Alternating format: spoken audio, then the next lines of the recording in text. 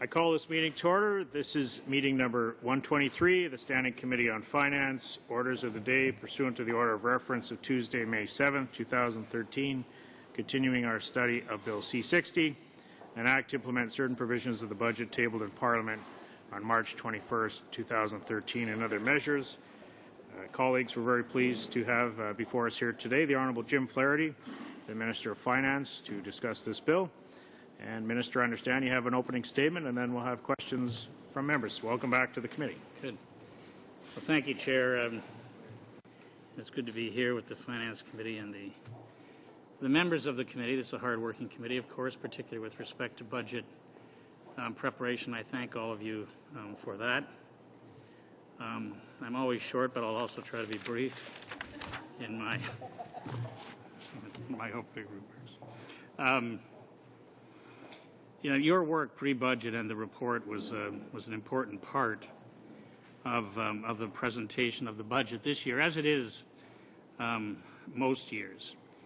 Your recommendations do inform the budget, and I include, because I look to see from the committee's report some of the things that ended up in Economic Action Plan 2013, including establishing a long-term plan for infrastructure, including reviewing the temporary foreign worker program, extending the mineral exploration tax credit, reviewing current tariffs on consumer goods, ensuring fairness and neutrality in the tax system by closing tax loopholes, and further strengthening Canada's manufacturing sector.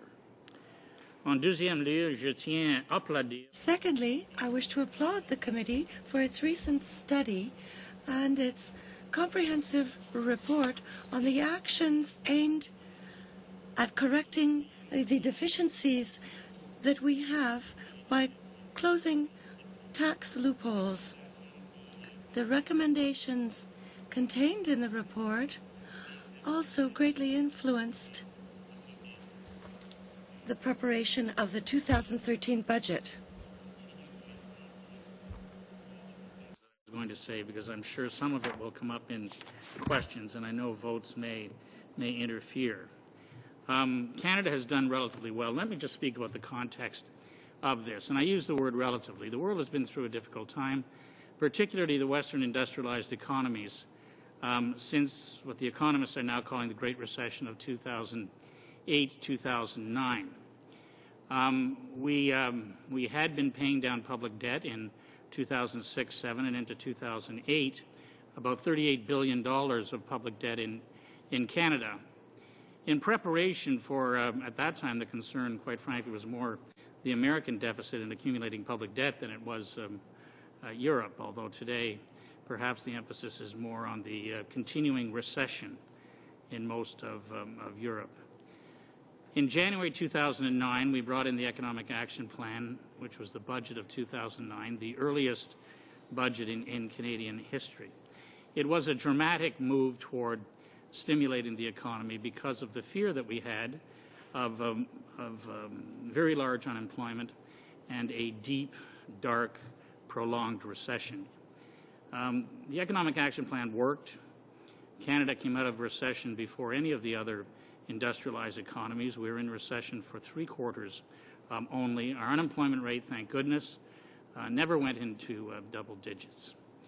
Now, times remain challenging. I just came back from a G7 finance ministers, central bank governors meeting 10 days ago in the United Kingdom. And as I said, Europe has been in a recession, a prolonged recession. We're not out of the woods yet. There's a tension between some of the industrialized countries in the West about, and I shouldn't just say the West because Japan is part of this, about spending more, stimulating more debt, more deficits, more perceived economic growth, more printing of money, which is euphemistically called quantitative easing, and then those of us who feel that the correct balance is what we tried to do in the budget this year, in the Economic Action Plan 2013. That is, move continually toward balanced budget, which we will have by 2015, which was the plan from January 2009. At the same time, stimulating the economy in a few very important areas, which this committee has also highlighted from time to time. That is manufacturing through the accelerated capital cost allowance extension, infrastructure, which is vitally important to our communities and our municipalities in Canada, and skills training through the Canada Jobs Grant. So we feel we've hit the right balance, and we encourage our colleagues in the G7 to follow that pattern. The IMF recently remarked, and I'm quoting, "Canada is in an enviable position. The policies that are being deployed are, in our minds, broadly appropriate," unquote. Toutefois, comme notre gouvernement. However, as our government has mentioned over and over again, we cannot reduce our vigilance. As we often repeat, the world economy remains fragile.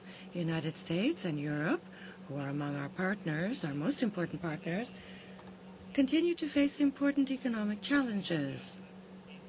As was reported earlier this month, the Eurozone is presently in its longest ever recession, with negative economic growth over 3 successive quarters.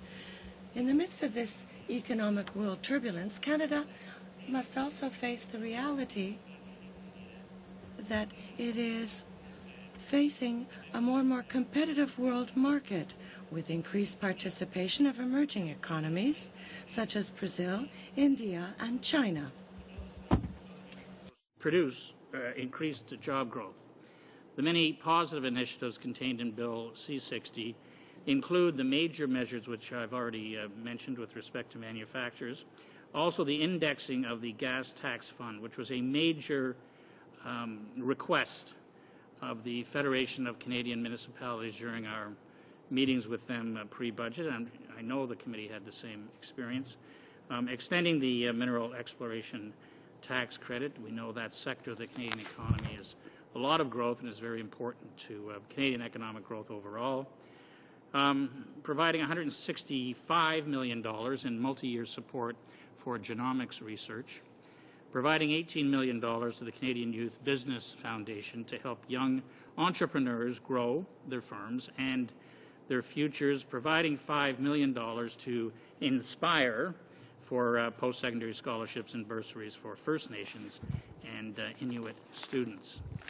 Additionally, Bill C-60 brings forward many positive initiatives to support families and communities. Some of these are much less expensive than the major initiatives, of course. Promoting adoption by enhancing the adoption expense tax credit. Introducing a new first-time donors super credit to encourage Canadians to donate to charity. And that came in significant part out of the work done by this committee on charitable issues. Expanding tax relief for home care services. Providing $30 million to support the construction of housing in Nunavut. Investing $20 million in the Nature Conservancy of Canada to continue to conserve ecologically sensitive land. Providing $3 million to support training in palliative care for frontline healthcare providers. Also committing $3 million to the Canadian National Institute for the Blind to expand library services for the blind and partially sighted. Supporting veterans and their families by no longer deducting veterans' disability benefits when calculating other select benefits, and many other initiatives. I know that you've had an opportunity to look at the bill carefully, Bill C-60. I know that some parts of the bill have been referred to other committees of the House of Commons. I emphasize to you the need for balance in the approach that we take as a government. I can tell you that in my international discussions with my colleagues in finance and central banking around the world, Canada is well respected for the way we've grappled with our economic issues, also facing other countries over the course of of what is now the past several years. I am prepared to receive questions. Okay. Thank you very much, Minister, for your opening statement. We'll start members' questions with Ms. Nash, please. Thank you, Mr. Chair, and welcome, Mr. Minister, again to the committee. Of course, we're examining Bill C-60, which is another omnibus budget bill that affects about 50 different pieces of legislation, and we've seen sections of this bill carved out and sent to other committees, although it will all come back here and we'll be voting on it without having had the opportunity to hear witnesses' testimony or ask questions. We'll be voting on it.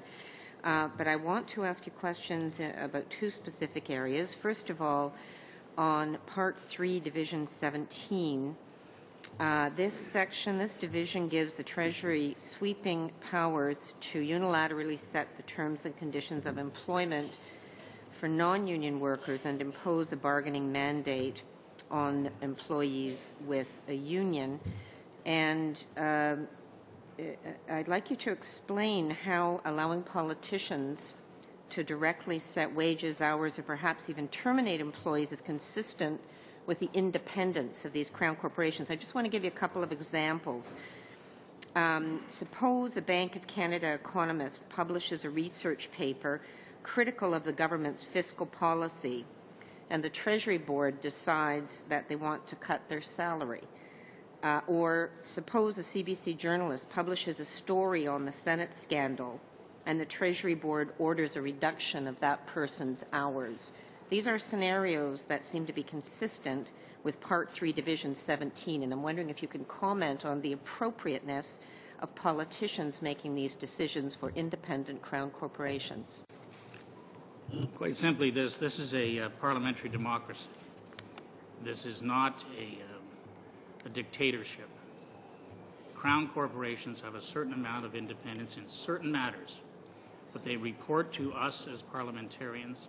They report to the government, which in turn reports to Parliament. There's a distinction between independence in some areas and accountability.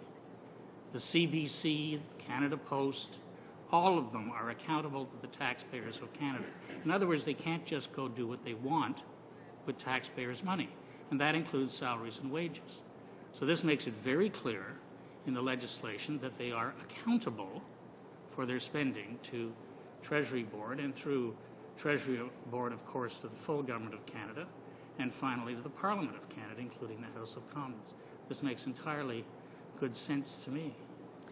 I question whether journalistic independence would be respected in that case of political decisions being made, and whether there are truly independent decisions that would be made at the Bank of Canada under that scenario. But I need to move on to a different section. Temporary foreign workers, Part 3, Division 9. Back in 2009, the government admitted that there were no provisions existing in the regulations to hold employers accountable for their actions regarding temporary foreign workers. Nothing was done in that regard for another 3.5 years.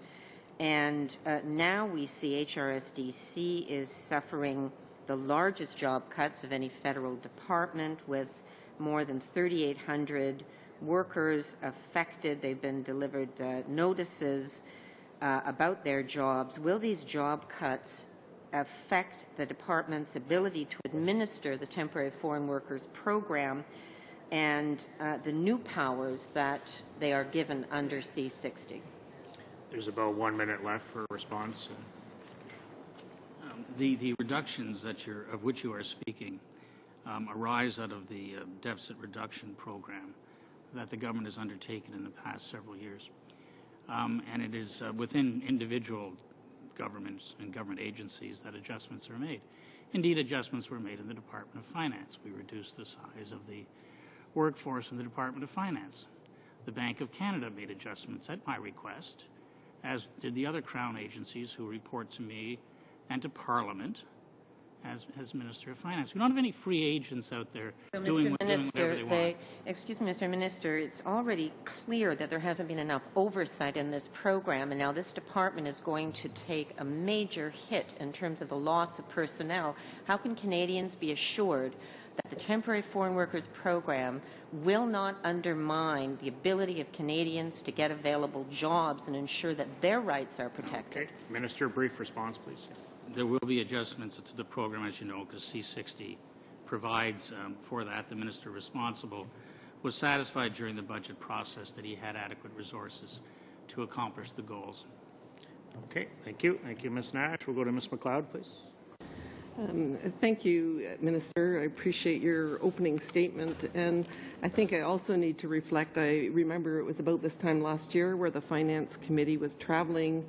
And I think every meeting we went into, people were incredibly complimentary, Washington, New York, in terms of how Canada had seen itself through a very difficult time. And I think sometimes maybe we forget how fortunate we are in Canada in terms of the relative good health of both our employment numbers and our net debt to GDP. I think certainly an important feature of that is, of course, our manufacturing industry. We know that I think it's about 1.8 million Canadians are employed in the manufacturing sector, and in Ontario, of course, it took a significant hit during the global recession. So I think in this fragile economy, could you talk a little bit more about the beneficial measures in this bill in terms of our Canadian manufacturers and processors? Yes, thank you for the question. This was a major issue during the preparation of the budget, and I don't mind saying that. The accelerated capital cost allowance is a temporary measure. The standard capital cost allowance in Canada, as you know, is 30%, and this accelerated capital cost allowance is at 50%. I was looking for the number. It's $1.4 billion in tax relief to manufacturers.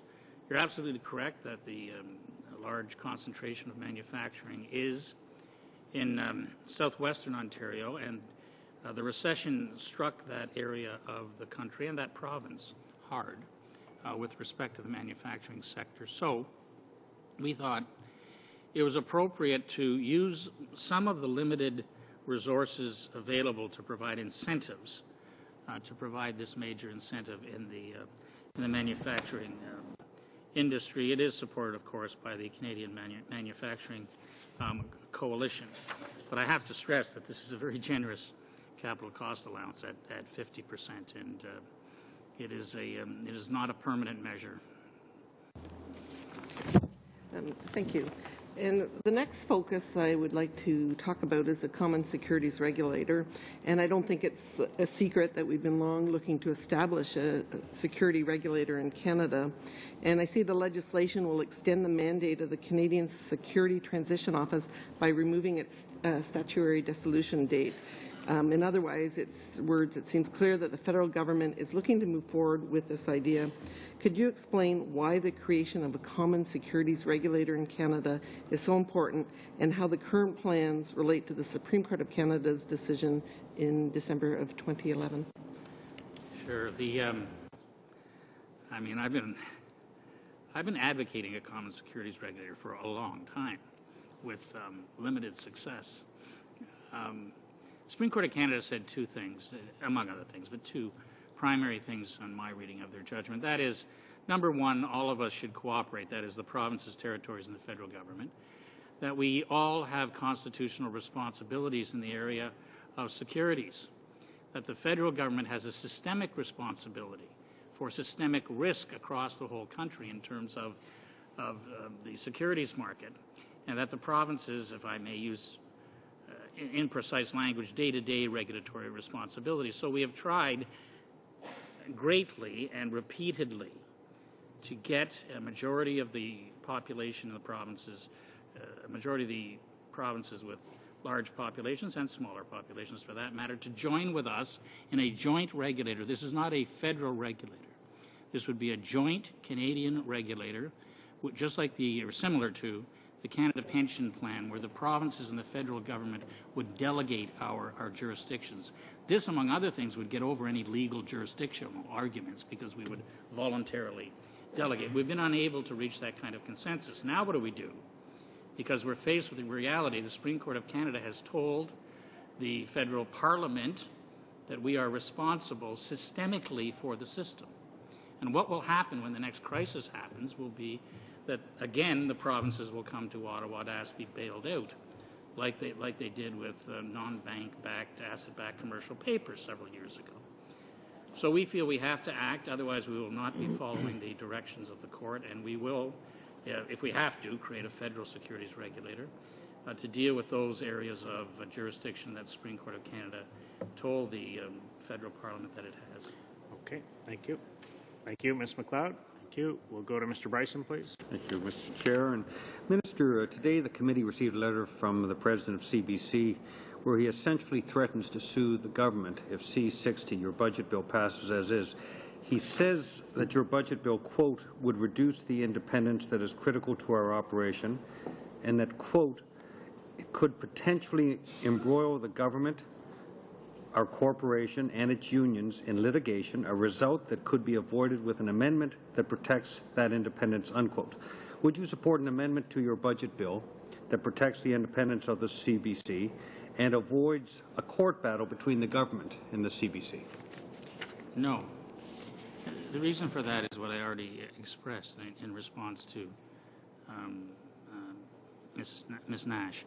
The CBC may think that it's a special independent part of a Crown agency. Some other Crown agencies seem to have this idea. This is wrong. All Crown agencies have a responsibility through ministers back to Parliament, to the people of Canada. They can't just do whatever they want, particularly with taxpayers' money. The CBC receives a large amount of federal taxpayers' money every year, and they must be accountable for it. And they can't just go off, I'm not saying they do, but you can't just go off and pay their executives and pay everybody else whatever they want to pay them. It has to fit into the larger picture. Yeah, Minister, some will see this not as an issue of accountability of the CBC, but your ideological view of public broadcasting in Canada. But we must move on. You've said that iPods will remain exempt from tariffs under tariff item 9948. But CBSA rather is now telling importers that products under item 9948 require end-user certificates to be eligible for the tariff exemption. Importers are collecting or are telling us that collecting these end-user certificates is not practical. So can you confirm if the tariff exemption for iPods under item 9948 will depend on a requirement to collect end-user certificates? Yes or no? Well, you're talking about a process problem. Substantively, there is no tax on iPods, and end-user certificates have been required for a long, long time about a large range of projects. Some vendors have obeyed the law, and some haven't. And some who haven't obeyed the law have found themselves in some difficulty. That's what happens. Now, the broader issue of tariffs, your budget bill says that smaller or some tariff reductions in this bill will, quote, lower prices for Canadian families, that's on page 223, help sustain a higher quality of life for hardworking Canadian families, that's page 9, and help reduce the gap in retail prices that Canadian consumers help or pay compared to those in the U.S. Now, your budget bill actually, or your budget actually increases tariffs by $250 million. That's the net increase.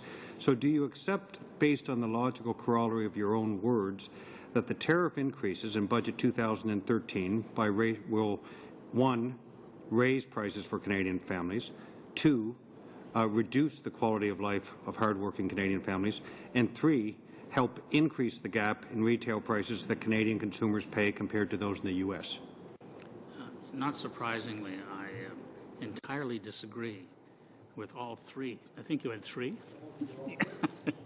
You know, there are two different things going on here. One is the Senate did a study at our request, my request, to look at the price differences, retail price differences in Canadian retail outlets compared to American ones. And I'm sure you've heard demands from your constituents on this subject as well. They want to know why, and I don't blame them.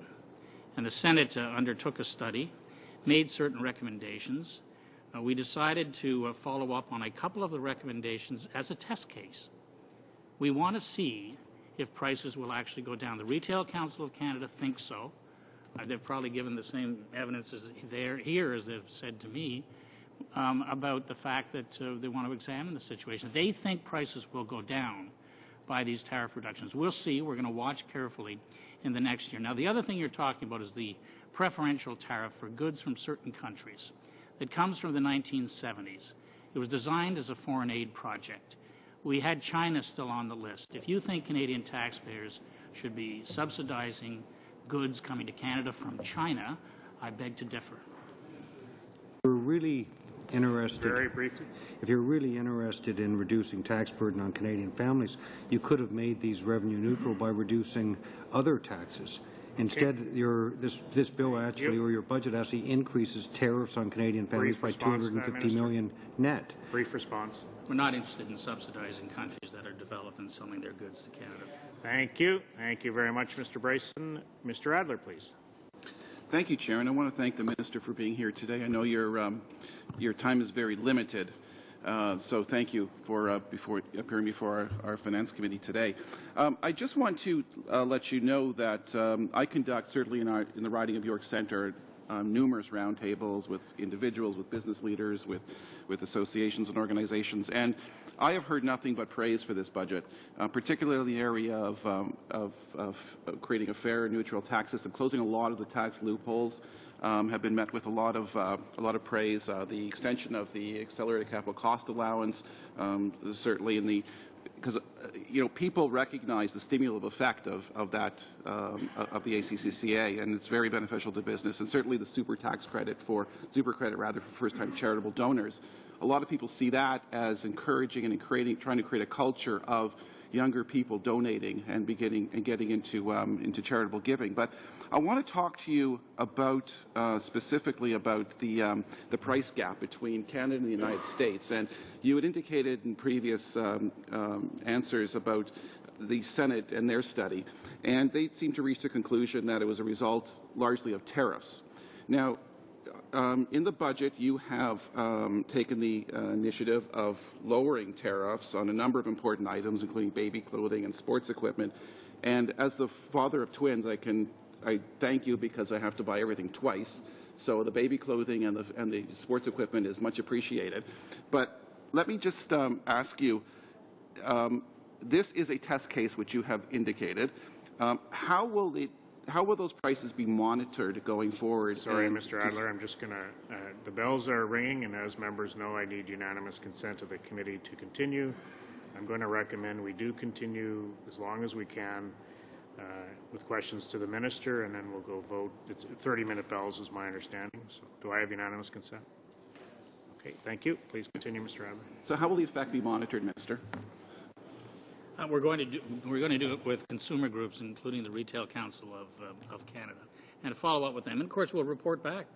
We have a duty to report back, which we will do in the budget next year. And and maybe that will make more changes to make it more effective, depending on what the retail experience is for Canadian consumers. And I welcome Canadian consumers to, let all of us know as members of Parliament how we're doing with this, because we'll see whether baby clothes become less expensive on a retail basis or sporting equipment. I congratulate you on the twins. It's 22 years too late for our triplets.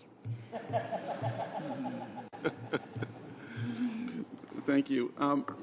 Minister, you recently wrote an article in the Globe about the discussing why the general preferential tariff is being scrapped for 72 different countries, and how it was initially set up as a foreign aid program. And could you you had indicated in the 2012 budget that you were going to be proceeding down this path, and you had called for consultations. And consultations were held at the end of last year. Hundreds of groups appeared before the consultation process. However, I would add that the NDP and the Liberals neither had any representation before in the consultation process. But I would like to ask you why it's important to eliminate the general preferential treatment for 72 of these different countries. If you could just expand on that. Well, because they've got themselves in a position, and this is good news, through their own economic development, their own economic growth, where they no longer require this form of foreign aid from Canadian taxpayers. This includes, of course, China and South Korea. We did consult. I thank you for all the consultation work I know you do as the member for York Centre, particularly on economic and fiscal matters. This is supported by the Canadian manufacturers and exporters because preferences to these various countries that are now developed significantly economically is a negative for our own manufacturing sector in Canada. In terms of creating fair, 30 seconds, okay, eliminating tax loopholes, could you just talk a bit about that, why that's important? Yeah, it is becoming a more and more of an issue. We eliminate some every year, but I do not underestimate the skill of people who work on Bay Street like Mr. Bryson used to, at finding ways around the rules. So, so we work at it, and the people, and my officials are here if you want to get into specific tax loopholes. Some of them are very complex. They all have esoteric names, so that one's not really supposed to know what's going on. And we have various tax havens around the world. The OECD has taken a leading role on this, and at the G7 meeting we just had in the UK, the ministers, all of us, had a detailed discussion about doing more together on tax loopholes. One of the challenges we have, of course, is arbitrage, that countries are free to move around the world in terms of where they choose to pay tax, or pay some here and some there and so on. So we need to coordinate our efforts internationally. Okay, great. Thank you. Thank you, Mr. Adler. Mr. Caron, s'il vous plaît, pour 5 minutes. For 5 minutes. Welcome, Mr. Minister. I would like to come back to the securities regulation issue. It was clear that the Supreme Court's decision, and you mentioned one element of the decision, saying that the federal government has responsibility for systemic risks, but a major portion of the decision, and I'll quote this decision, it says that the proposed act is a massive intrusion by Parliament in the area of the regulation of securities. Clearly, the provinces, among them Quebec, BC, and Alberta, don't want to have anything to do with a single desk, a single regulator managed by the federal government. It's also clear that the provinces, at least 9 of the 10, want to work together. And they created a passport system whereby it would be much easier to establish the objectives of the regulation of securities in a pan-Canadian mode. Why are you maintaining your direction, whereas the provinces are prepared to work together? And why demand that the federal government work on its own rather than working with the provinces that want to work on this, and it seems that it's the case of the majority of them. We want to work with the provinces. We respect the constitutional responsibilities of the provinces, but the province of Quebec, in its jurisdiction, must respect the constitutional jurisdiction of the federal government, the government of Canada, with regard to systemic risks. That is what the court stated a year ago. I would submit to you that the Quebec government also accepted that, as was the case of BC's government and Alberta's government.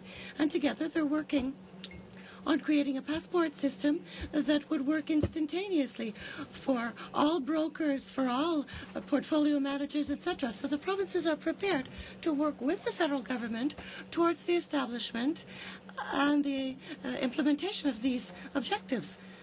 The stumbling block is that the federal government wants to set up a transition bureau for an organization that would report to the federal government. Why not work in the reverse direction and work with the provinces who've already covered a lot of ground rather than demanding a Canadian Securities Commission?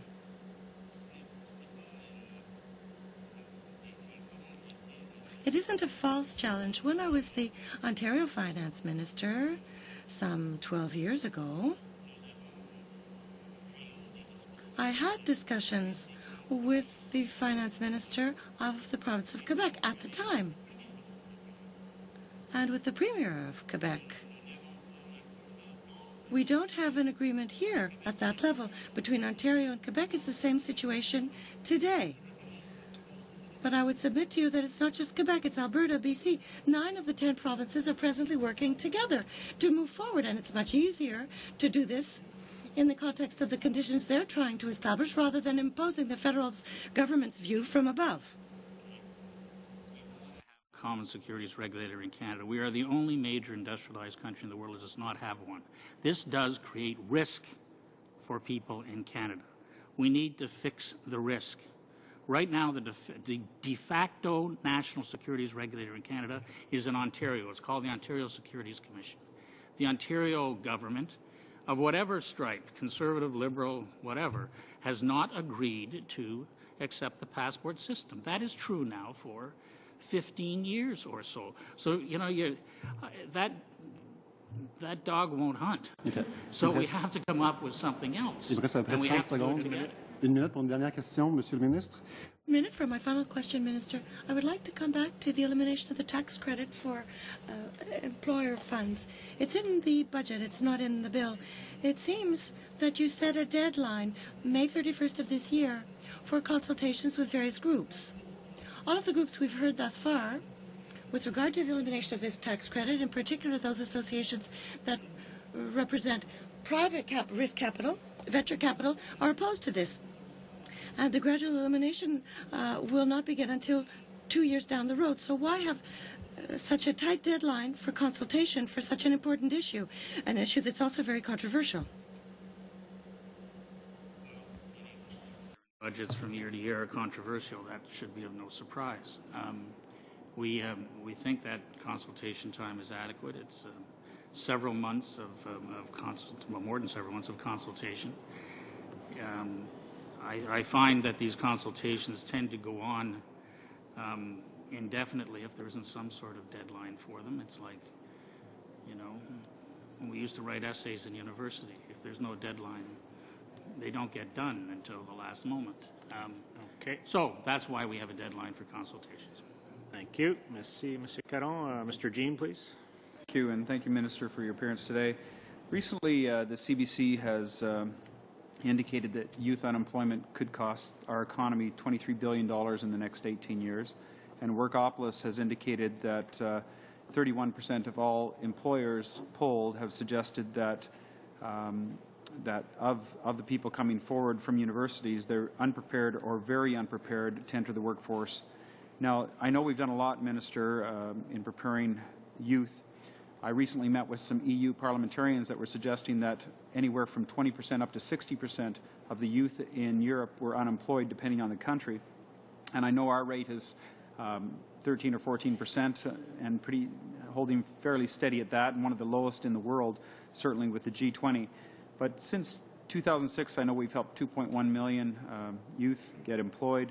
We've had in Economic Action Plan 2013 several measures, including $70 million to support 5,000 more paid internships, $18 million to enable the Canadian Youth Business Foundation, and of course the recent announcement of 36,000 jobs for the Canada's Summer Jobs Program. First of all, is this enough, Minister, and what more can be done? And finally, how would you see the Canadian Youth Business Foundation help youth enter the job market more effectively? Well, thank you for the question. We know that the job market is becoming more entrepreneurial. This is what the Canadian Youth Business Foundation is all about, and very successful at it. The foundation has worked with 5,600 new entrepreneurs.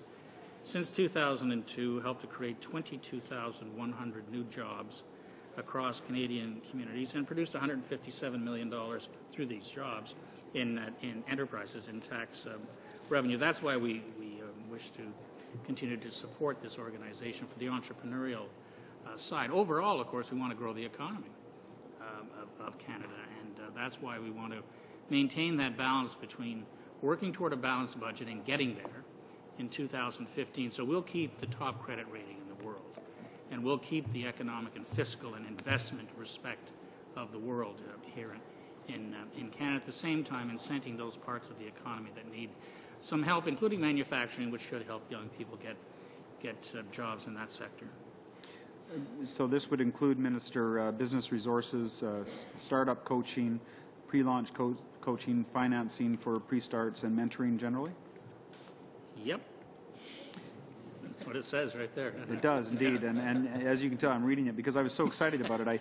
I see, in fact, Minister, that it's sort of an emulation, I would suggest, of what's been happening in Alberta for the last 15 or so years, working with the high school students and working with just youth coming out of high school and out of university itself. It seems to be a very successful program because we do have one of the lowest youth unemployment rates in the country, and I certainly think it's something that can be emulated in other parts of the country. Do you see this being enough to move this youth unemployment rate down to a more satisfactory level, even though we're one of the lowest in the world? Yeah, well, regrettably, the youth unemployment rate always, in modern day, runs above the adult unemployment rate. This is true generally. It's true in Canada as well. I am worried about, and this is one of the reasons for the job grant program, I am worried about the number of young people coming out of college training or university-educated people who are having difficulty getting the first opportunity. And that's why we brought in the internship program in the budget this year and increased the funding for apprenticeships, because people need a chance to get in the door and to show what they can do. And we'll watch those programs carefully in the next year, and hopefully they'll meet with success and we can do more of them. 1 minute.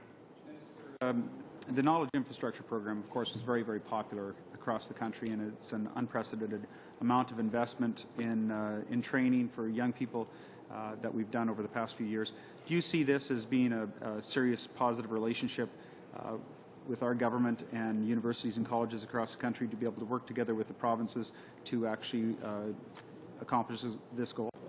Yeah, the Knowledge Infrastructure Program, that was what you're referring to, as part of the Economic Action Plan, was incredibly successful. There was a build-up of work to be done at universities and colleges, and they were prepared to do it.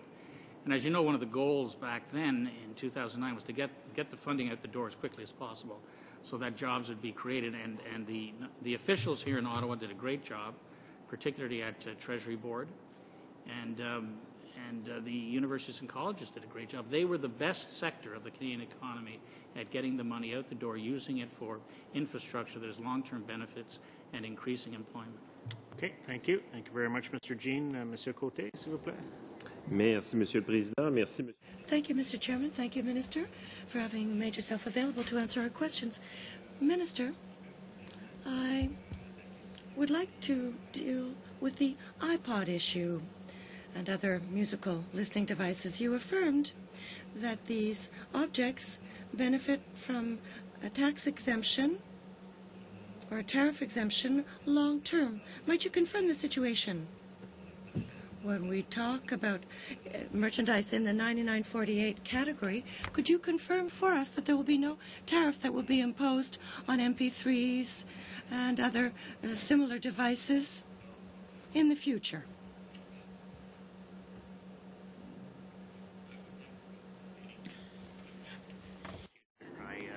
My crystal ball is too cloudy for that. Proche. Disons dans un futur proche. We have no plans to do that. Near future? Okay. No. Okay. Very well. So you admit that there are tariffs or customs duties that might be imposed on these devices through, for example, the GPT?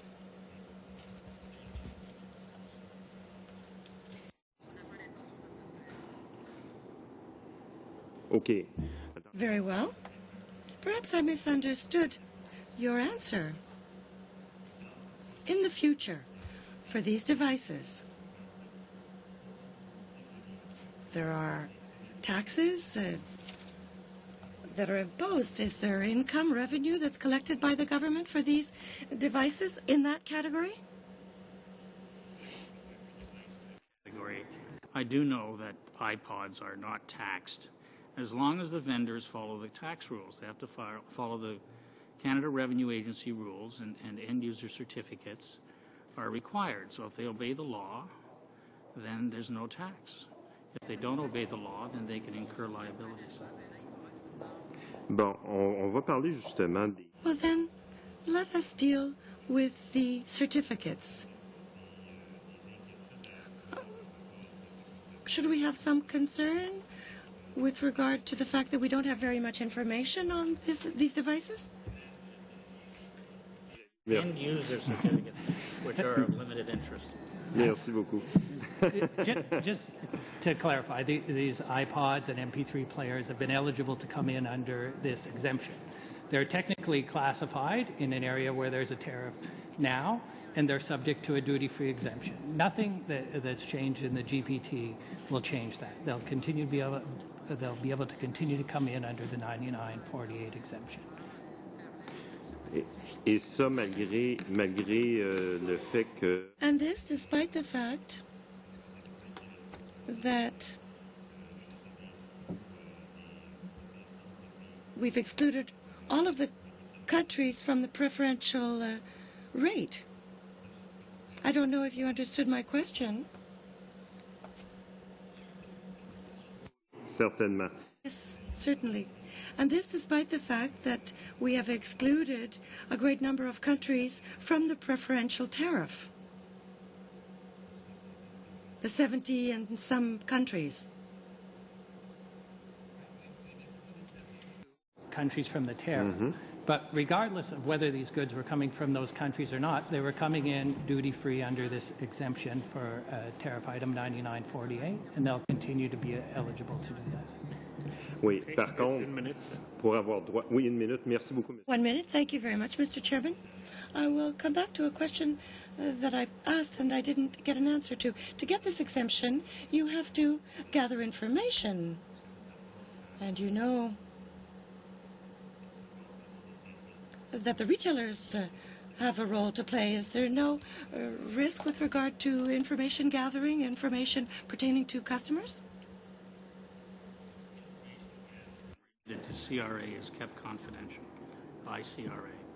CRA collects, of course, a great deal of data that Canadians value as private, as their own personal information, that we as a parliament have decided they should provide to CRA so that we have a reasonable tax base in our country and reasonable revenue.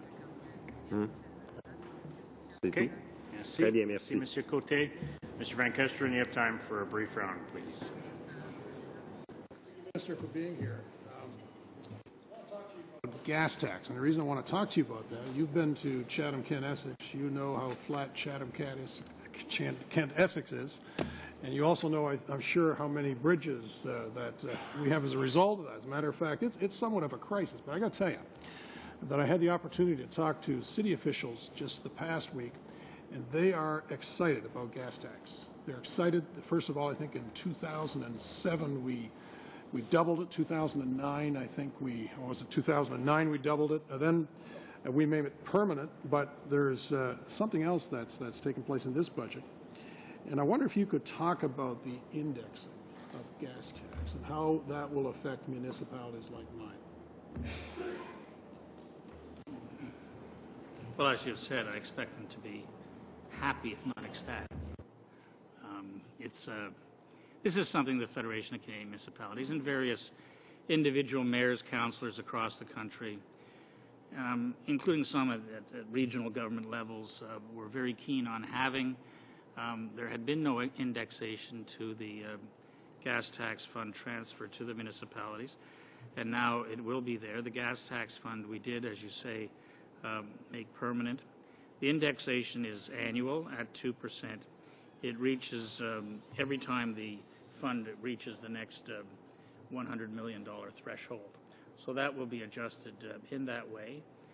It will help them plan. But, you know, more importantly on the infrastructure side, this is important for municipalities because it gives them certainty in planning. But we now have a 10-year program in place for when the current program ends, and they can plan their infrastructure over that period of time. And they can enter into public-private partnerships using P3 Canada and their own provincial infrastructure agencies. These are tremendous opportunities for bridges, roads, all sorts of public infrastructure that will help us grow the Canadian economy, create jobs. Real quick, there's another item of interest in my writing, and that's there's been some controversy over clearing of land. Of course, that's falls in the jurisdiction of private ownership. But, however, There's a small measure that you've also introduced in this budget. That's the Nature Conservancy. There's $20 million that's being allocated to that organization. Now, can you tell us how that may possibly benefit, again, farmers in my riding that are trustees of this land? Well, it helps them because the Nature Conservancy can work with them to make sure that the appropriate trusts are arranged. It's not just in southwestern Ontario, of course. It's all across the country, and it's in suburban ridings too, in the Greater Toronto area, that there are wetlands and other areas in which the Nature Conservancy has acted successfully in cooperation with homeowners and farm owners and so on, including even in Whitby, Ontario, which I represent. So I have great confidence in their ability to work out solutions which are in the public interest with respect to environmentally sensitive properties. Okay. Good, thank you. Mr. Van Kesteren, I apologize for cutting you off. We will have to head to the vote. Minister, I want to thank you very much for being with us here today, for responding to our questions. Colleagues, and for the panelists who are to present, I will suspend the meeting. We will come back immediately after the vote. Thank you.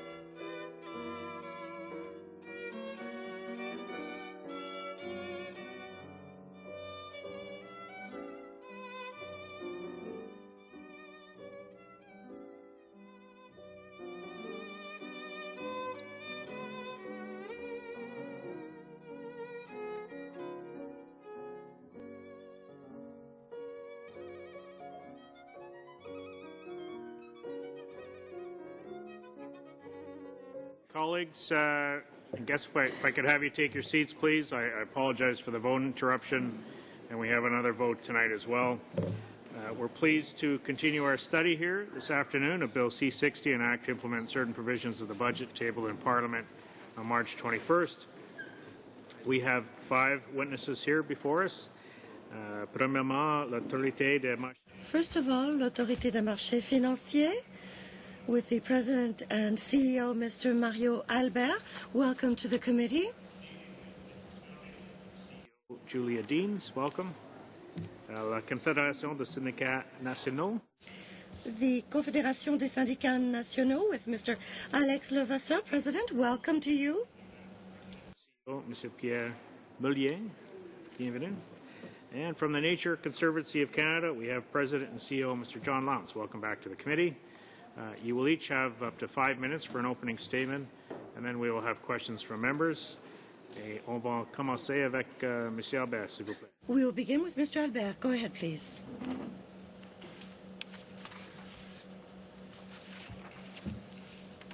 Go ahead, please. You have 5 minutes for your presentation. Thank you, Mr. Chairman.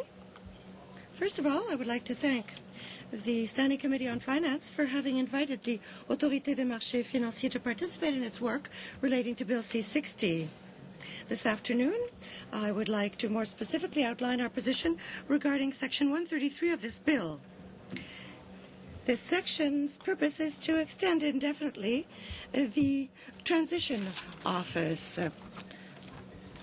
Its purpose is to facilitate the establishment of a National Securities Regulation Commission in Canada. Its work was to conclude next July. The position of l'Autorité des marchés financiers with regard to the extension of this office is clear. This extension, in our view, is inappropriate. The Supreme Court of Canada concluded in its decision of December 22, 2011, that the regulation of securities falls under the constitutional responsibility of the provinces. Therefore, the extension of this transition office in order to facilitate the creation of a national commission for securities involving the federal government is simply pointless. Beyond constitutional issues, it is also important to note that the present oversight of securities by the provinces is adequate. In fact, we are convinced that the creation of a National Securities Commission would be a step backwards compared with today's regime. The creation of a national commission would inevitably result in a standardization of the regulations, possibly based on the interests of the Ontario market, an important market. But the securities market in Canada varies from region to region. In order to be effective, the framework structure must recognize these differences. The present regime does a very good job of this. It allows for a very high level of harmonization while also allowing, when necessary, the accommodation of the specific needs of the various regions. Administratively speaking, provincial regulators have, over the last few years, established the passport regime for securities. This system, namely, allows issuers who want to raise capital in several provinces to do so by dealing exclusively with the regulatory authority of the province where their headquarters are situated. This system is effective and rapid, and it is not the costly patchwork that promoters of a national commission talk about. Overall, the situation is very satisfactory. Several international studies confirm this. In fact, the World Bank ranked Canada at the 5th rank out of 175 countries with regard to investor protection. The OECD ranked Canada second for the quality of its regulation of securities. In this context, we can wonder why the federal government is proposing to change a system that is working well. That being said, as we were reminded by the Supreme Court's decision, the federal government has a role to play with regard to the stability of the financial system. This role is important in today's international economic and financial environment. However, rather than continuing to become involved in this area, which might lead to legal challenges that could be costly and unproductive, I humbly submit that the federal government should concentrate its energy on reinforcing cooperation between the various financial regulators, and to do so while respecting the constitutional responsibilities of each player. Provincial ministers responsible for securities, with the exception of the Minister of Ontario, recently asked their regulators to propose improvements to the governance and functioning of the Canadian Securities Commissions. 1 minute left. For us, in our view, this work is important. We believe it is possible to improve upon the structure that's in place that already is working well and has demonstrated its effectiveness. There is cooperation between the federal and provincial regulators. We regularly cooperate with the Bank of Canada, the Superintendent for Financial Institutions, Deposit Insurance, and the RCMP with regard to investigations and studies. We also participate in the work of the heads of agencies, Groupe des dirigeants d'agences de réglementation. And there has been increased cooperation between regulators, and this could be broadened still by improving upon the mandate of this group. Recognizing the importance of financial stability, the Quebec government has already indicated that it is prepared to cooperate with the federal government to the extent that this is done while respecting its jurisdiction. We are perfectly prepared to work to this end. We believe that this would be a much preferable approach to the extension of the mandate of this Canadian Securities Transition Office. Thank you. Thank you, Mr. Chair and committee members.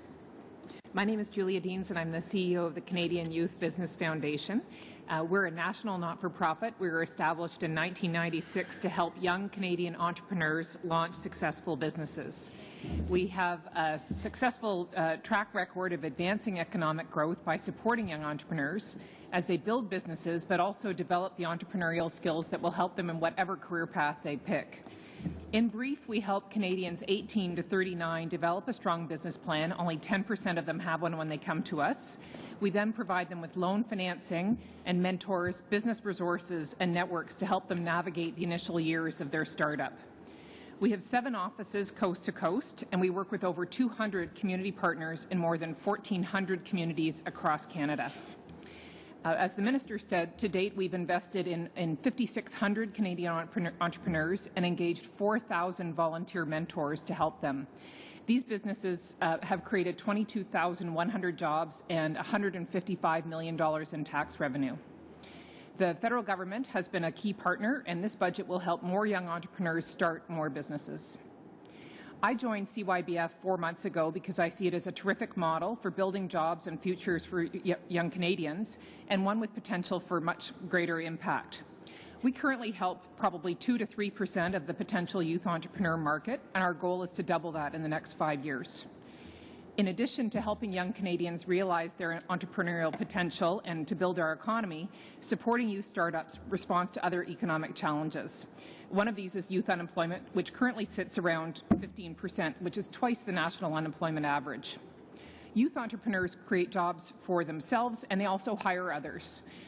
Harry Chemko, a young Vancouver-based entrepreneur, started his IT business with a $15,000 loan from CYBF. He now has about 350 staff, serving billion-dollar corporate clients worldwide, and he recently handled all of the merchandise for the Winter Olympics. Another huge challenge is the expected retirement of 66% of our small business owners by 2016, according to the CFIB. This is particularly a problem for rural communities, many of which face the loss of businesses that are really key to their vitality. It also drives up costs for everybody else. For example, a Nova Scotia government official told me that the shortage of HVAC businesses outside of Halifax means that every construction project outside the city requires Halifax-based technicians to travel and stay in hotels. Youth entrepreneurs are well poised to succeed retiring business owners, but they need help to get launched. As you can suspect, the single biggest obstacle for new entrepreneurs is accessing sufficient startup capital. This is really hard for young people in particular. They don't have assets to pledge as security or loans, or the networks to tap into for funding. Unlike banks, CYBF does not require collateral. We look at the young entrepreneur's character and at their business plan. The entrepreneur can receive a loan of up to $15,000 from us. It's repayable over 5 years at rates slightly less than commercial bank rates, and interest only is payable in the first year. Based on our strong track record and the high repayment rate of our entrepreneurs, the Business Development Bank of Canada will extend a further $30,000 loan, and then mainstream banks will take notice. You can imagine that most entrepreneurs focus mainly on getting the money, but good planning, management, and advice are what mitigate their failure in the first few years. CYBF entrepreneurs call our full suite of pre-launch coaching, our 2-year mentoring program, and access to entrepreneurs and residents, networking events, and other supports the quadruple bypass surgery they didn't know they needed. And this is what leads them to have higher success rates than the national average for startups. In addition to our core major startup program, we have several programs that are aimed at helping particular groups of entrepreneurs, including newcomers, transitioning Canadian Forces members, high potential growth entrepreneurs in the innovation space, and those preparing for export. We also offer a standalone 6-month mentoring program for young entrepreneurs who don't need financing. Based on our track record, CYBF in Canada has been recognized as a global leader in advancing youth entrepreneurship, and we represent Canada on a number of international alliances, including one that parallels the G20. We are really proud to have been a trusted partner of the Government of Canada for the past 12 years, and we've successfully leveraged federal investments to attract additional funds from provincial governments and also from the corporate sector. We truly appreciate the government's belief in us and decision to invest $18 million over the next 2 years to help more young entrepreneurs launch and succeed in Canada. And I very much appreciate the opportunity to speak with you about CYBF in person today. Okay. Thank you. Thank you for your presentation. Ensuite, Monsieur Levasseur. We now move to Mr. Levasseur. Go ahead, please. Thank you, Mr. Chairman. Thank you for inviting us to have this discussion with you today. Nous allons intervenir évidemment sur la section. We obviously are going to be dealing with Section 17 of the Act, amending the Finance Act. We represent about 1,700 CBC employees in Quebec and Moncton. These are broadcasting employees and production employees in both cities. Based on our analysis, the implementation of the bill, in our mind, contravenes the Broadcasting Act simply because the government gives itself the right to intervene in production and finance, in other words, in the routine proceedings of the CBC Radio-Canada. The spirit of the law provides for the CBC to be able to act without any interference from the government in order to protect its independence, its freedom of expression, and therefore it is in the public interest to preserve these fundamental principles. The CBC's journalistic standards and practices state that, and I quote, "We are independent of all lobbies and of all political and economic influence. We uphold freedom of expression and freedom of the press, the touchstones of a free and democratic society." End of quote. All of the employees of CBC are also subject to a code of conduct. It is policy 2.2.21, which states the following, and I quote again. This code is subject to the Broadcasting Act, which protects the CBC Radio-Canada's journalistic, creative, and programming independence in the pursuit of its objects and the exercise of its powers. This code respects, and I insist upon this, CBC Radio-Canada's arm's-length relationship to the government and the independence enjoyed by its employees in the exercise of their duties. We've often heard the following, and here, again, I heard this afternoon. Since the government is funding the CBC, it has the right to oversee how public funds should be spent.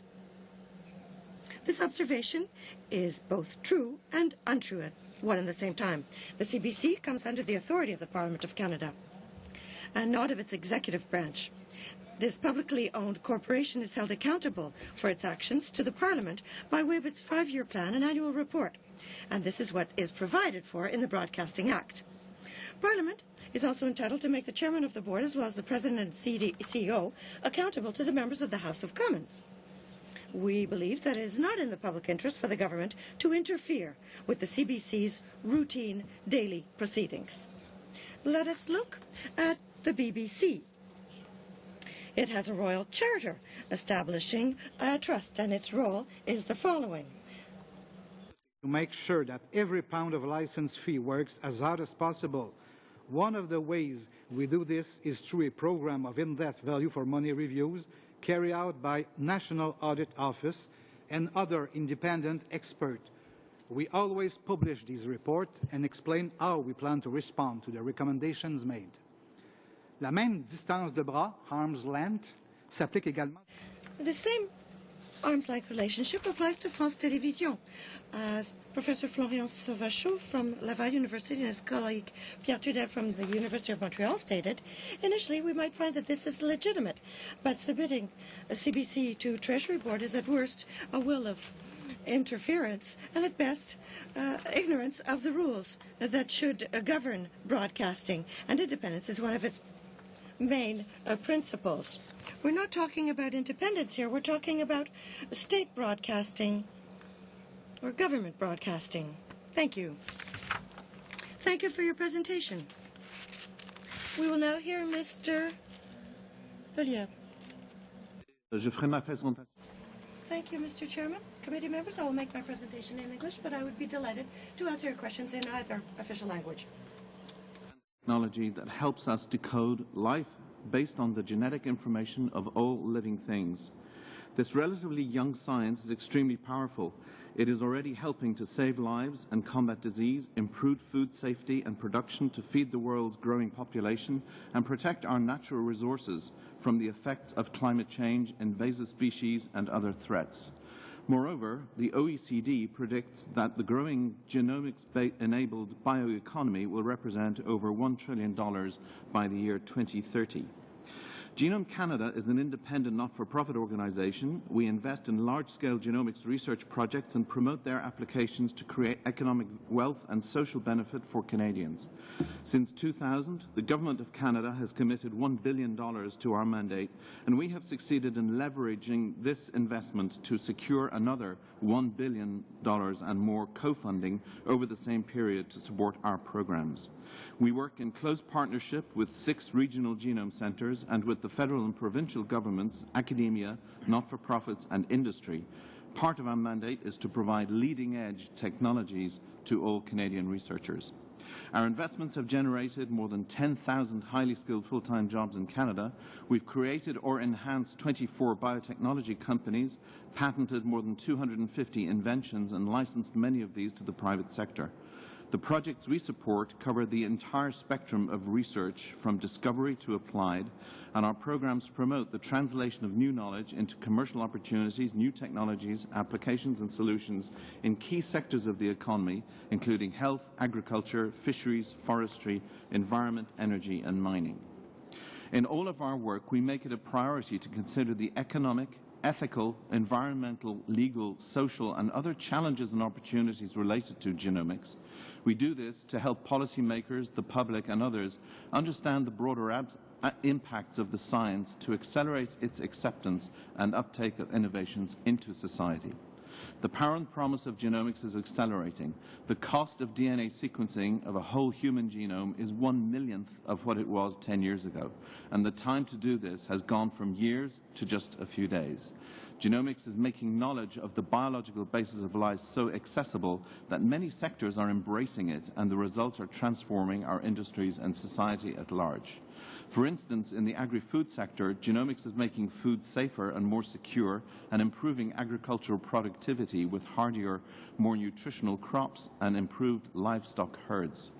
In forestry, genomics is helping to protect against pest infestation, improving wood quality and growth rates, and helping to expand the sector from traditional pulp, paper and lumber to include higher value-added forest products.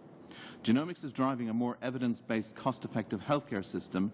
We are expecting major breakthroughs over the next few years related to epilepsy, autism, schizophrenia, cardiovascular disease and stroke, cancer, rare genetic disease, and many inflammatory conditions. Canada is beautifully positioned to reap the benefits of this new technology, notably because of the world-class research capacity and technology that has been created here over the past decade through sustained and focused federal investments. We were very pleased, therefore, to see the government's ongoing commitment to Genome Canada with the allocation of a further $165 million announced in the 2013 budget to support our multi-year strategic plan. With this new funding, we will enhance our partnership activities and connect ideas and people across the public and private sectors to find new users and applications for genomics. We will attract greater investment in genomics research from a broad range of stakeholders, in particular the private sector. We plan to leverage the $165 million to enable more than $440 million to be invested in Genome Canada programs over the next few years. We will continue to invest in large-scale science and technology to fuel innovation, and we will translate discoveries into applications to maximize impact across all sectors. Canada's future in genomics is bright. Genome Canada would like to thank the committee members for your time and consideration. Thank you for your presentation, and now we'll hear from Mr. Lowndes, please. Thank you, Mr. Chair, and on behalf of the Nature Conservancy of Canada, thank you to the members of the committee for inviting us to present today. I'm very grateful to have the opportunity to appear before you to discuss the $20 million allocated in this year's budget, funding that will assist the Nature Conservancy of Canada to continue delivery of the Natural Areas Conservation Program. We thank the government for its continued support of the program. This investment demonstrates the government's confidence in our ability to deliver results efficiently and effectively. In the brief time I have before you this afternoon, I'd like to tell you about, firstly, the impact of the Natural Areas Conservation Program. Secondly, the conservation results we'll deliver with the new allocation of $20 million. And finally, our vision for a sustained future for the Natural Areas Conservation Program. The Natural Area Conservation Program is a Canadian success story. Launched in 2007 with initial investment by the Government of Canada of $225 million, it is the largest commitment by any Canadian government to the conservation of natural spaces through the protection of private lands. The Nature Conservancy of Canada has been proud to lead the program, working closely with partners across the country. Through the power of partnership, we have leveraged federal funding, working with our partners at Ducks Unlimited Canada and 17 local land trusts. We have more than matched every dollar of federal money with funding from other sources. Our donors and partners enjoy knowing that their contributions provide a multiplier effect towards our common mission, land conservation. The program set ambitious goals at the time to conserve 500,000 acres of ecologically sensitive land across the country. To date, it has more than surpassed those goals, having conserved more than 835,000 acres and supporting habitat for over 140 species at risk. And we're not done yet. The program is delivering measurable results and maximum value for the taxpayer dollar. The Nature Conservancy of Canada achieves those results through market-based approaches. We're in the business of building positive relationships with the public and private sectors. We only work with willing landowners to achieve results that are mutually beneficial, and we are constantly looking to provide opportunities for private sector partners who are keen on sustainable development. The Nature Conservancy of Canada's work is mainly focused in southern Canada, where private ownership dominates the landscape. This is where 90% of Canadians live, work, and play, and where you'll also find more than 80% of our terrestrial and freshwater species at risk. These are some of the most economically and ecologically important lands in the nation. Despite the challenges of working to conserve a natural environment faced with competing demands for human settlement, economic growth, and outdoor recreation, we've been successful because we recognize that Canada needs both environmental conservation and development. The Natural Area Conservation Program is a model that is well regarded because it focuses on win-win solutions for the environment and the economy. The $20 million allocated in the budget will help us to extend the Natural Areas Conservation Program for another year. We will continue to leverage the program with a target of raising an additional $2 for every dollar of federal funds allocated. Our conservation planning is already underway, and with this renewed funding, we will conserve at least another 50,000 acres of federally and provincially significant lands, including native grasslands, wetlands, forests, and coastlines. We'll expand our network of protected habitats for species at risk and engage more Canadians and communities across the country in the mission of conserving our natural heritage. An independent evaluation completed in June 2012 concluded that the Natural Areas Conservation Program was delivered effectively and efficiently. It also concluded that there is a demonstrable need to promote private land conservation in southern Canada. The $20 million extension provided in this budget is an important step towards continuing to meet that need, but there is much more to be done. Working together, the public and private sectors can achieve great results in protecting our natural heritage through the framework of the Natural Area Conservation Program, and we believe that the impact of the program will continue to be of great value to all Canadians. To that end, we encourage the government to consider the longer-term recapitalization of the Natural Areas Conservation Program. We also request of the committee that you approve this budget provision. The investment you make in the Natural Areas Conservation Program today will pay dividends for years to come. Thank you, and I look forward to your questions. Thank you for your presentation. Colleagues, as you've noticed, we have bells again. They are 30-minute bells. I'm going to ask for unanimous consent of the committee to continue, and I'm going to recommend we try to get in at least 4 rounds of questions. Okay, d'accord? Okay, so, and if you want to split your time, let me know, but we'll start with Mr. Rankin for your round. Monsieur le Président, tout d'abord, je voudrais remercier. Thank you, Mr. Chairman. First of all, I would like to thank the witnesses for their presentations today, and I would like to begin by putting a question to Mr. Levasseur, please. Presentation about the collective agreements at Radio-Canada and CBC, and saying they're not just about wages and benefits, but clauses are included that would help ensure journalistic integrity at our largest journalistic organization. You also talked about the code in your presentation. So I understand there's conflict of interest rules and rules to ensure that journalists are protected from political and other interference, so they don't fear retribution in doing their job and reporting the news. So what are your suggestions on how we can amend Bill C-60 to ensure that Radio-Canada and CBC can have the control over these types of clauses in the collective agreements?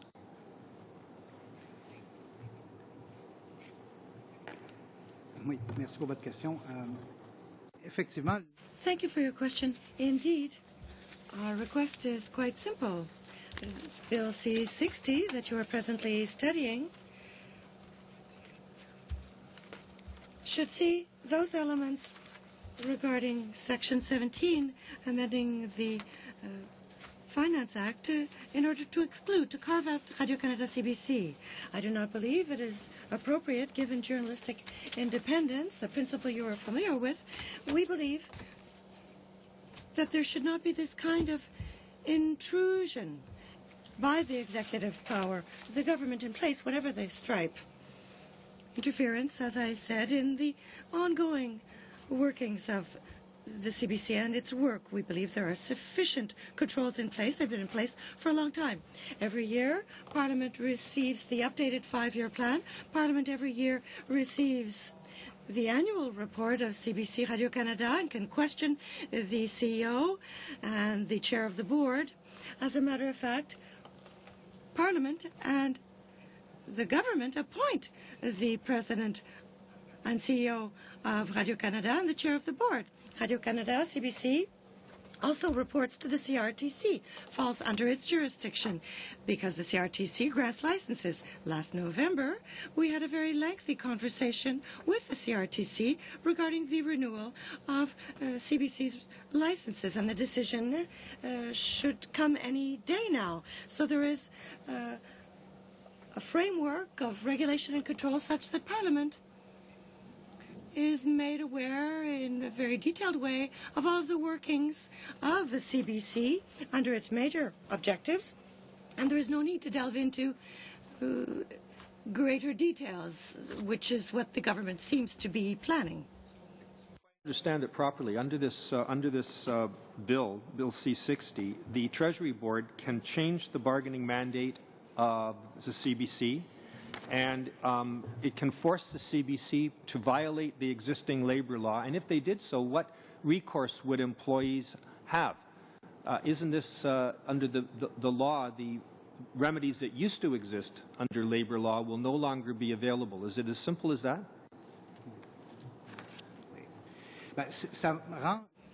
Well, it makes things much more complicated, clearly, because at present I'm in the process of negotiating the renewal of our collective agreement. I'm sitting at the bargaining table, and the CBC has undertaken with us discussions. You can imagine the difficulty of having someone who is making decisions above the CBC, imposing them upon the CBC, such that the ability to negotiate in good faith on both sides is compromised, and there's give and take in negotiating, as you know, an exchange. If we cannot produce that, deliver that, then negotiations will not come to fruition, and very quickly we will encounter problems and perhaps labor disputes, which could be very difficult to resolve, given the way things can be perceived. The question in a very short time available to Mr. Albert about the what steps, if any, has the Autorité des marchés financiers taken to dissuade the federal government from moving into this transition office? Have you had a meeting? Okay. S'il vous plaît, une réponse très brève. A brief response, please. Forgive me, I didn't quite understand your question. Might you repeat it, please? Ask if you've had a meeting with the Autorité with the federal government to discuss the concerns that you've raised with us and what their reaction was, if so. Écoutez, il n'y a pas eu de rencontre. Listen, there was no meeting between Quebec and the federal government. Clearly, it's the responsibility of the government of Quebec to negotiate with the federal government. We are a regulator. What I outlined this afternoon was our point of view, that of the Autorité des marchés financiers. The position of the government of Quebec is clear. I believe that with regard to cooperation with the federal government, there is tremendous openness with regard to cooperation in controlling systemic risks. The government of Quebec and the federal government agree that we have to cooperate at that level. It's extremely important for Quebec and for Canada. Furthermore, with regard to the National Commission, the proposals to cooperate within a common structure, well, unfortunately, I don't think there's been very much communication in that regard, and there's not very much openness on either side. Thank you. Around 5 minutes. Merci, Monsieur le Président, et merci à nos... Thank you, Mr. Chairman, and thank you to our witnesses for being here with us today. First of all, I have questions for the Autorité des marchés financiers. Mr. Albert? Financial services industry myself. The subject of securities regulation is something which I know something about, and I understand that you don't think that Canada needs to improve our securities regulation. There's a lot of people that don't agree with you. In fact, just about every international independent organization, including the OECD and the IMF. And I want to read to you a quote from the OECD, which states, "Securities markets in Canada are highly fragmented, with 13 provincial and territorial regulators responsible for only loosely coordinated supervision. A single national regulator and enforcement body would greatly increase the attractiveness of listing in Canada by both foreign and domestic firms." End of quote. Mr. Albert, why is it that you do not agree with the OECD, and why is the OECD saying these things if they're not correct? Oui, écoutez, qu'on doit... Well, listen, the requirement to improve financial regulation in Canada, I agree with that. It's a constant, continuous exercise. I think most regulators in Canada are continuously striving to improve regulation. The only problem in Canada is that we are a federation and there's a constitution.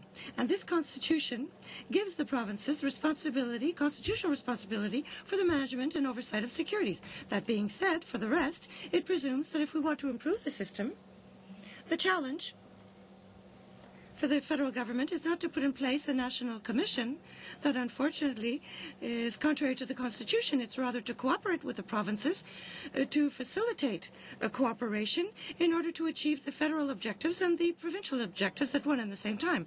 Furthermore, with regard to the comments of the OECD, we've heard similar comments put forward by the World Bank.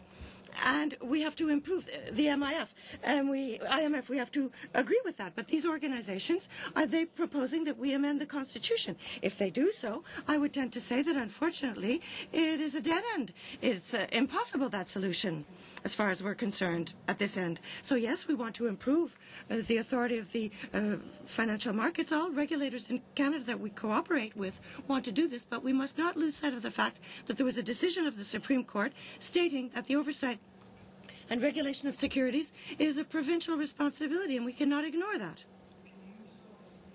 the Supreme Court of Canada's decision of December of 2011 that the federal government has a role in securities regulation regarding matters of genuine national importance and scope, including maintaining the integrity and stability of the financial system, preserving fair, efficient, and competitive national capital markets, and preventing and responding to systemic risks such as those posed by over-the-counter derivatives. You yourself have acknowledged that. How can you then object to the federal government proposing legislation to carry out those responsibilities, those very responsibilities that the Supreme Court says is within the federal jurisdiction?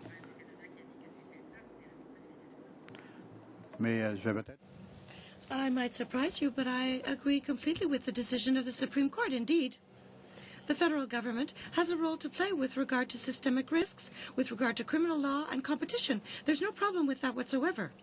However, the comments outlined in the decision of the Supreme Court do not grant the federal government responsibility for regulation of securities on a day-to-day basis. In that context, if the federal government and the provinces want to play their respective roles within the framework established by the Constitution and their jurisdiction, and this is mentioned in the decision of the Supreme Court, the only solution is to set up a cooperative structure in Quebec. We're prepared to do this as long as Quebec's jurisdiction in the area of securities is respected. The Minister of Finance was just here prior to you arriving, and he himself said that this would be a voluntary regulatory board. So why would you not agree to join this regulatory board? Yes, because clearly to see the workings of this voluntary commission, if at the end of the day we wind up with a single act for oversight of securities where the federal government will control legislation, which would indirectly do what the Supreme Court refused to do directly, unfortunately, we cannot agree with that. Here again, and I'm repeating myself, the supervision of securities issues falls under provincial jurisdiction. Clearly, the federal government has responsibilities in Canada with regard to framing securities and oversight, for example, the federal responsibility with regard to systemic risk. In our view, it is limited to certain areas, for example, compensation boards. There already is federal intervention there through the Bank of Canada. For example, the derivatives compensation. Protect the investor, and that this would better protect the investor. That is the sole purpose of the securities regulation. Okay, we're over time here, so just I'll call on réponse très brève. A very quick answer. We are fully committed in protecting investors in Quebec. Once again, it's not the aim that we're questioning, it's the way of proceeding. As long as the jurisdiction of both governments is respected, everything is on the table for discussion. Thank you. Thank you, Mr. Chair, et merci et bienvenue à tous nos témoins aujourd'hui. Thank you and welcome to all of our witnesses today. I would like to begin with a question for Ms. Deans.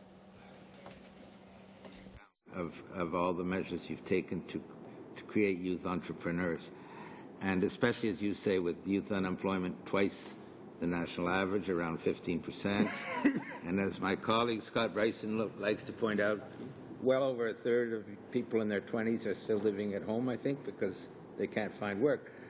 So if you could create even more successful youth entrepreneurs, or even older ones, I think that would be terrific for jobs and terrific for the country. So my question is, you say you have 2 to 3% of the market and you're looking to double that over some number of years. What if we said grow it 10 times?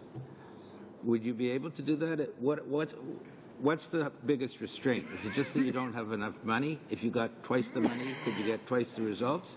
Or is there limits to how deep you can tap this pool of talent out there? That's a challenge I'd love to have. I think we need to get a better sense of the market, and not everybody is ready to launch a startup, but I'm quite certain that we're going to be able to double our numbers.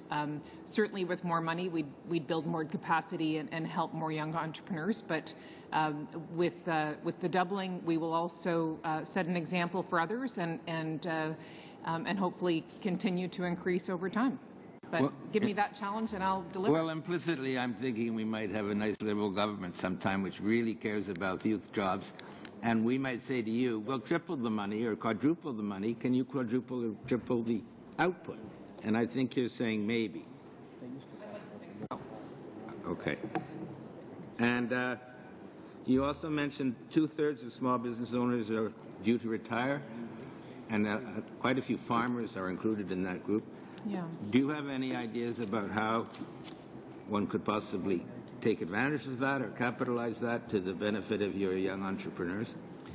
Our work is with community partners who are in a position to help us identify where those opportunities are. We think that we need to do a little bit more targeted matching to actually matchmake between people who are retiring and entrepreneurs who may take their roles, and that there may be some specialized mentoring. So a retiring business owner or farmer may not be able to extract all their capital immediately. So we think there are some things we can do to help facilitate that. Thank you. I guess my line of questioning is also explained by the fact that we're very keen on promoting things important for middle-class families, and that is a part of it. Mais maintenant, j'ai une question pour Monsieur Levasseur. Now I have a question for Mr. Levasseur. Clearly, you don't like what the government is proposing to do with the CBC Radio-Canada, and I understand that. But in your view, what is its motive, the government's motive? Why has the government decided to interfere in the daily workings of the CBC? Because it's something new. This is an extremely interesting question to which I have very few answers to propose to you. I'm not in the heads of the government. I think there's perhaps a tremendous misunderstanding of what the CBC does, of its role. But as I said earlier, the accountability mechanisms are not lacking. Two theses. If we want to be nice with the government wants to control costs that ultimately are paid for by taxpayers. If we want to be less kind, we could say that the government wants to exercise greater control over journalists, over the CBC Radio-Canada. 1 minute. Well, with regard to controlling costs, I believe that this is something that already exists. It is Parliament that votes the budget of the CBC, so that's the best way to control expenses and costs. And we have experienced this in the past. Since 2009, we have seen our budget, the votes given to us by Parliament, reduce 115 million the first year, and we're at about 180 million this year with recurrent non-indexation throughout. So there is effective control of the parliamentary contribution through the budget. With regard to controlling Radio-Canada proper, I hope that that is not what the government wants to do, take control of journalists. And perhaps journalists are tiresome. They say things you don't like. They dig around and discover things that you don't want them to see, to discover, to talk about it. But that's the role of reporters, of journalists, especially when you're a public broadcaster. You have to give an accounting to Canadians of what others are doing with their money, with taxpayers' money. Thank you. Thank you, Mr. McCallum. Thank you, ladies and gentlemen, for your appearance here today. I'd like to start with Ms. Deans, if I can, and the Canadian Youth Business Foundation. I think you mentioned in your opening remarks that to date the CYBF has helped over 5,600 entrepreneurs and has utilized approximately 400 business mentors. And you also mentioned that you have special programs to assist newcomers.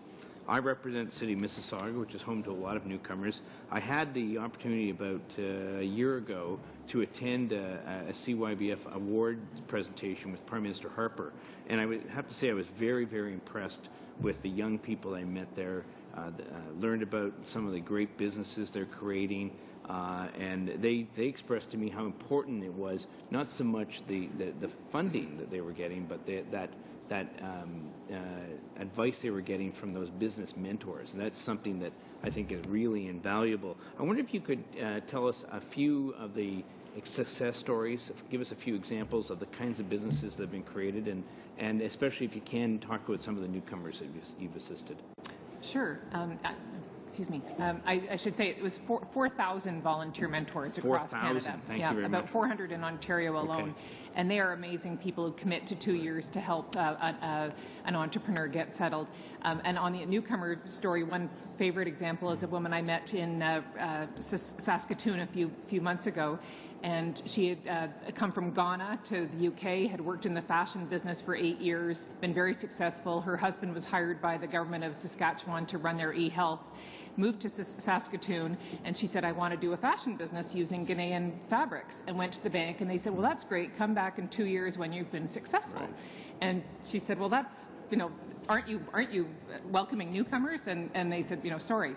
So we were the only game in town, but we lent her the $15,000. We got her one of our former entrepreneurs who's been successful in the fashion business in Saskatoon, and it was a match made in heaven. So they mentor each other. I also really like the stories of people who are doing global businesses in Canada, and one of my favorite ones is another person from Saskatchewan who was an amazing hockey player from Foam Lake, Saskatchewan, and at 15 he was recruited by an Ivy League school, went off to Yale, got his economics degree, went up to the NHL, went to Wall Street, was working as an analyst, and he said, all I want to do is be back and be able to go to my cabin at Foam Lake and see my family. He came back, he's 26 years old, he said, we have no more wheat board, I'm going to figure out an online grain trading platform. He did it, he launched in the fall. He started a little morning blurb about something happening in the world that would help you figure out how you could sell your grain. He had 20 people subscribe originally. He said they were all his family. But within 3 months, he had 700 people reading this little blurb, which he does in Hockey Talk. And the grain trading platform is recognized by the major farm organizations across North America.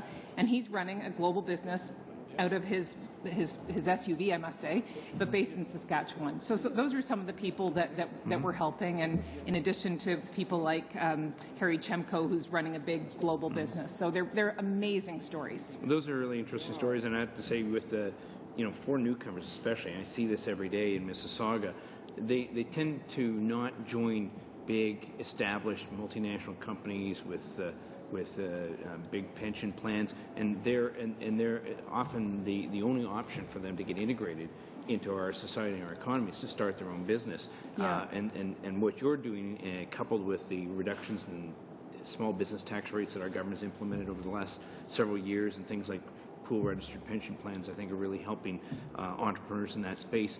Can you tell us, in your view, once a person has started one business, how much easier is it for them to start a second or a third business? Do people become serial entrepreneurs in your opinion, and does your foundation help them? There's about 1 minute left.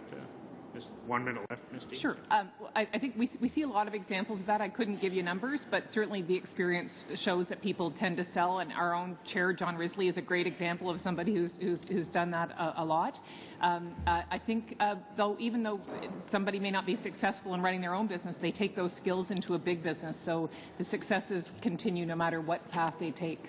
They're great lessons. Very briefly. Professor, I'd just like to ask you a question. Do you see... Okay, I just, there's 30 seconds, so Sorry. Is this time for a question and response? We're getting on a new topic. Well, perhaps I could just say, I think in my constituency, a disconnect between the taxpayer having to pay a bill and two parties negotiating something as important as a labor contract without the actual a representative of the person who's paying the bill sitting at the table to say what's going to happen. Okay. Une réponse très brève, s'il vous plaît. Very brief response, please. I didn't really understand the question. Could you please repeat it? I really do apologize to our witnesses here today, but we've had votes interrupt the scheduled meeting. We appreciate your input. Merci beaucoup pour vos présentations. Thank you very much for your presentations, your answers to our questions. Clerk, we will ensure all members get it. Merci. Meeting adjourned.